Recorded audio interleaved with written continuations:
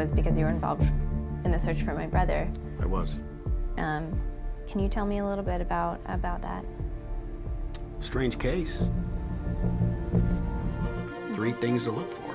3 shirts. I don't want to be morbid, but 3 bodies. I mean, there's more to search for. We just found nothing. Killed a cop in a hit and run at baseline of McClintock. Intel on the weapons? None. Coming up. Set. I need a sit rep. Who fired that shot? That's negative on the front.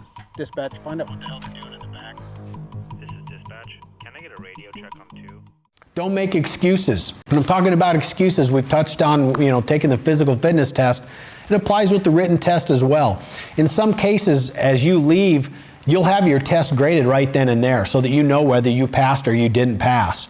The vast majority of robberies, nobody gets hurt. The people come in, they scream and yell, they get what they want, and then they leave the scene. How realistic is it that someone could find themselves in a mass shooting situation? Well, you certainly don't want to act like it's never going to happen to me. We don't want to bury our head in the sand, but at the same time, the likelihood is very, very rare. So you would engage in conversation with this guy, because obviously, again, most cops don't want to shoot. He comes, hey, don't. So we have to engage him. Yeah, exactly. We're just here to try to, expose them to some things that they need to see to understand what the job's really about.